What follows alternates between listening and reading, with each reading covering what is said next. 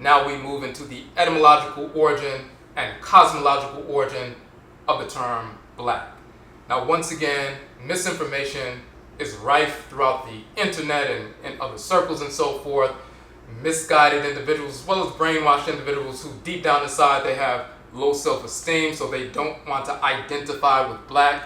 They're so fearful of the word black that they put forward idiotic notions that black means death and black is not something that we've ever called ourselves and black comes from European languages. Pure stupidity.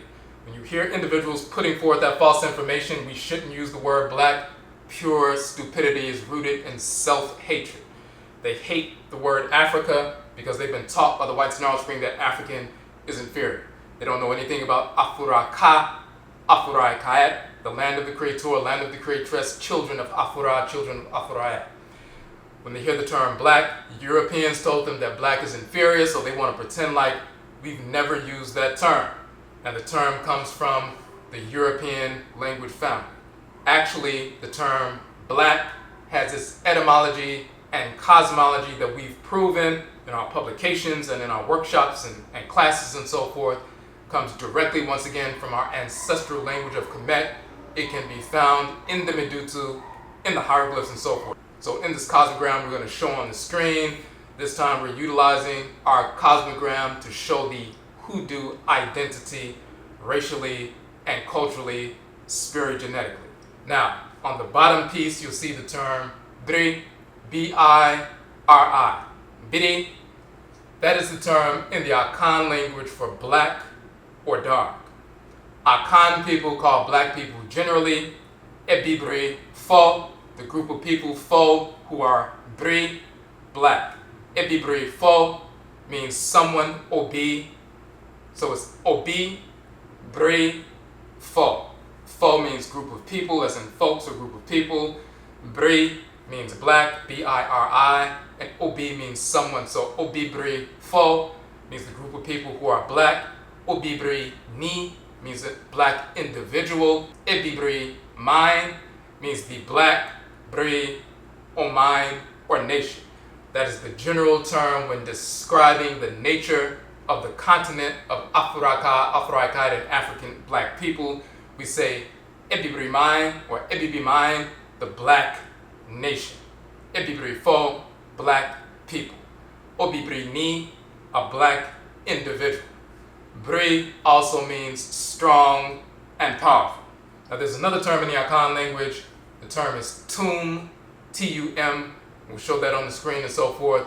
Tum also means black or dark.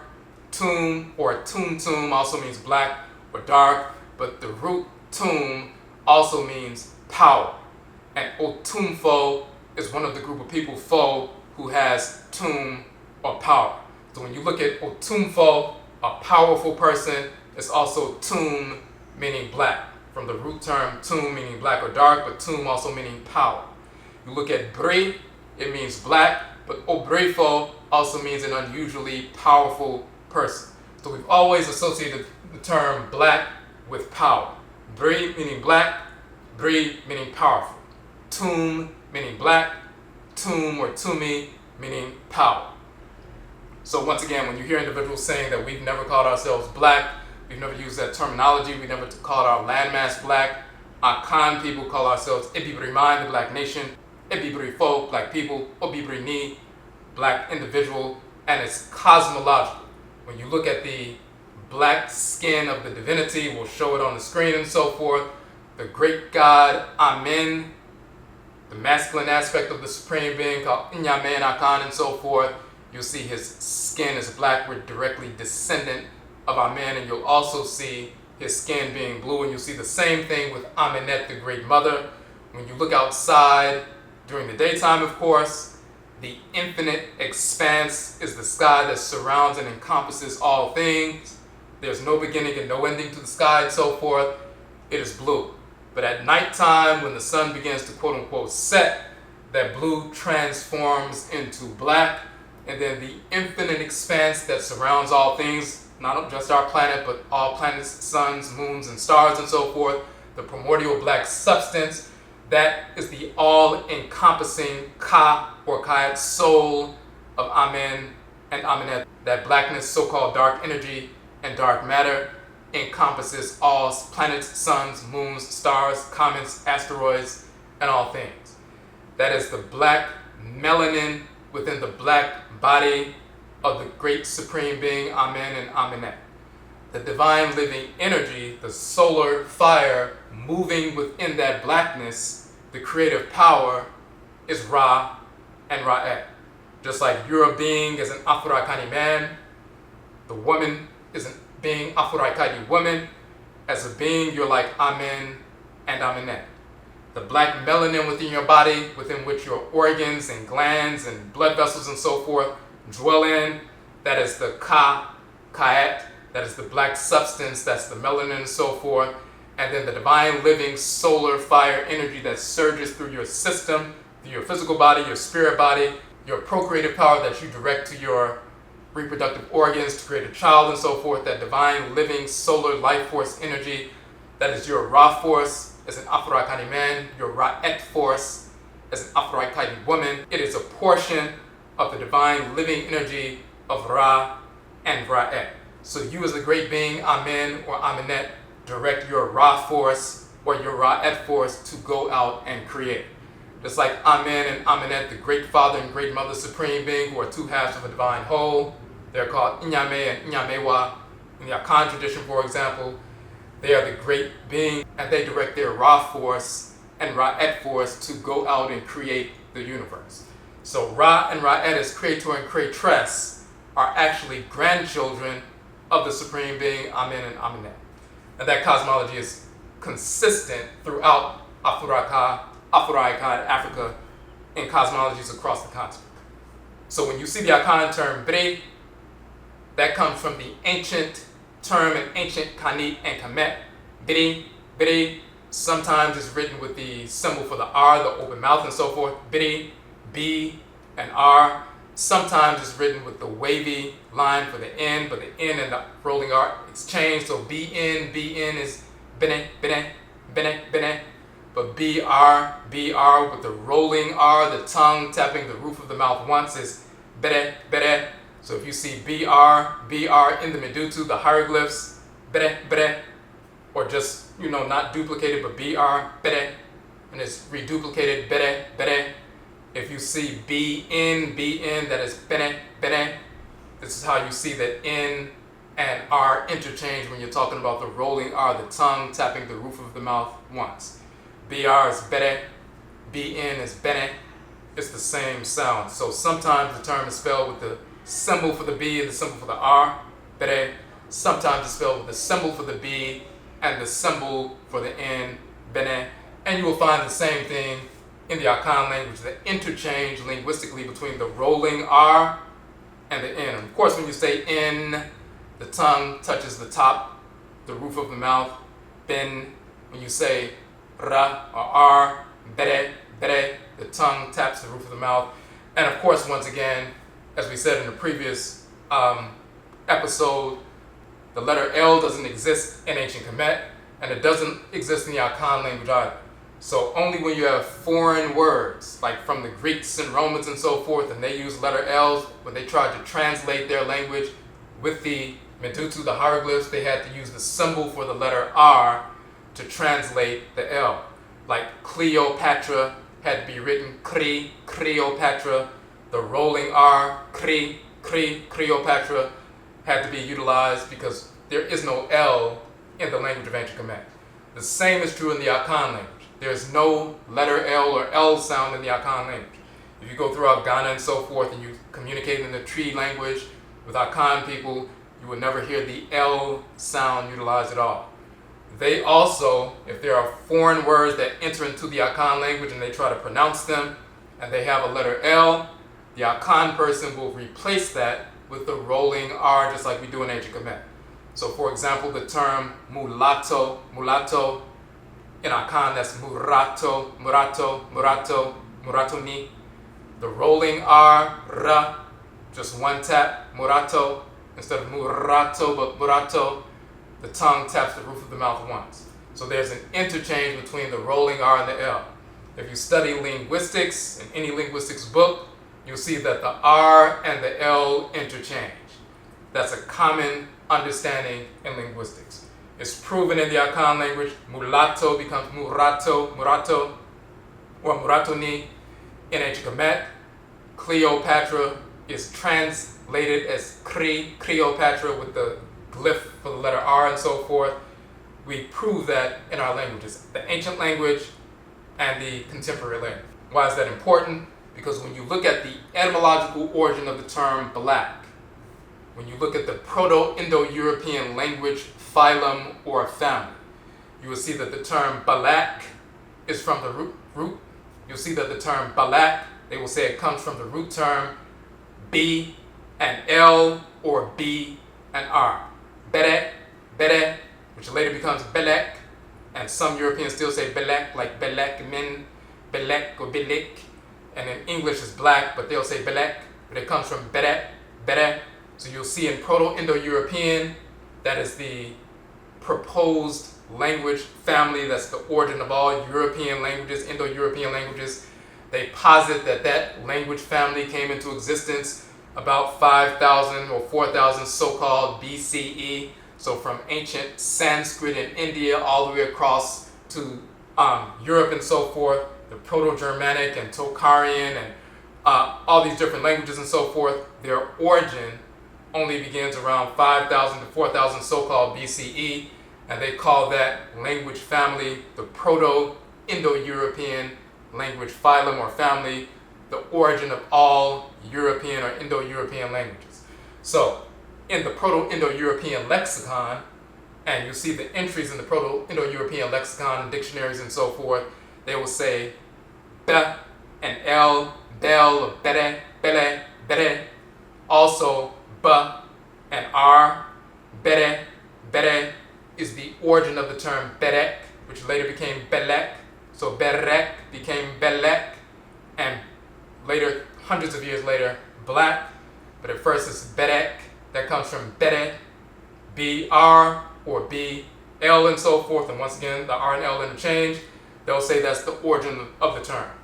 They will also state that they don't know where it comes from in Indo-European. They just know that b and l or b and ra, bele or bere, which later becomes berek, belek or berek and so forth, and black.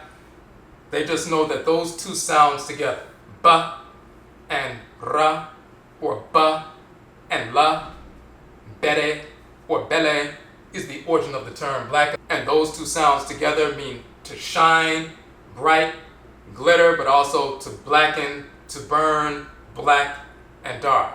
So the same word that means to shine or spark or glitter, white light and so forth, also means black, dark, and also means to burn and blacken and so forth. Now, of course, the association is cosmological. When you look at the Akan language, biri is the consonantal structure of B and R. Biri means black in Akan. Biri means the same thing cosmologically in ancient Kemet. And then later, the Europeans learned that from us in biri or bili. So in comparison, you see B and R as the consonantal structure of the term black in Akan. B, R becomes biri, biri, black. You look at ancient Kemet, the hieroglyph or the medut for B and the medut for R, biri, as well as the B and the N, bini, cosmologically means black as well. And then thousands of years later, after the Europeans invade northern Kemet, learn about our language, learn about our cosmology and so forth, then they learn about the terms biri, meaning black, to shine, bright, brilliant and so forth, but also to blacken, to burn, to harden and so forth. So they took that term biri, bili, and they pronounced it bili, bilik, and black and so forth, and it became bilik or birik or black in their languages. Cosmologically, what does it mean? In one of our books, Odumankoma, Tredriampong, we're talking about the divinity Odumankoma in the Akan culture, which is Atem in ancient Kemet, and Tredriampong, which is the same as Kepra, the beetle divinity in ancient Kemet. We're making a comparison in contemporary Akan Ancestral Religion and showing these are the same deities with the same descriptive titles from ancient Khanit and Kemet. And we touched upon the cosmology of the so-called bin stone. Now, when you look in ancient Kemet, you'll see the Bennu bird flying across, the landscape and so forth. It lands on the primordial mound after the flooding season. So when the river floods every year, overruns the banks, floods that part of the country, the people wait for the waters to recede, and once the waters recede, black silt has been deposited upon the banks of the river, and then they go out and plant their crops and so forth. So every year, the so-called Nile River or the Hapi would flood the country and so forth, and once the Hapi's flood receded, that's the time to plant your crops, and abundance will be the result of that. But when the Bennu bird is flying over the waters and they are flooding and there is no landmass for the Bennu bird to settle upon, at some point the waters begin to recede and the first highlands or primordial mound began to emerge from the receding water. And when they see those black primordial hills and so forth, the Bennu bird will fly to one of those hills that manifest from under the surface of the water and so forth, and they will settle upon that black mound. Cosmologically, when they talk about the divinity Atem operating through the setting sun, the sun sails across the sky just like the Bennu bird sails across the sky, and then eventually it sets in the west and the solar disk goes and penetrates the earth. That is akin to the first time that the sun went across the landscape, set in the west, and penetrated the primordial mound. So in ancient Kemet, the black capstone that is placed on top of the pyramid is representative of the black primordial mound, the first landmass that we just talked about, Akan and Khanit, that first landmass that rose up above the surface of the water to be the first landmass of Earth. In ancient Kemet, they would make, for example, the Great Mer or the Great Pyramid. It had white limestone all around its body that has been stripped by Arabs and so forth since then, thousands of years later. But at first, that pyramid that you see, that Mer that you see, the Great Pyramid and so forth, it was all smooth white limestone. And the capstone was a black pyramidion, a black triangular capstone. And the other so-called pyramids, or Meru as we call them, had these black capstones, and some of those capstones are in museums right now. In the Great Egyptian Museum in Cairo, you will see one of those black capstones and so forth. We have that image in the book. That primordial black capstone is representative of the first black hill that rose up above the surface of the water to become the first landmass of Earth.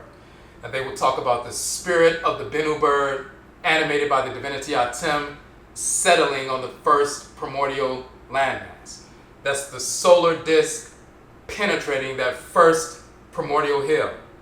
The hill rises up from beneath the surface of the water, is still wet and soggy and so forth.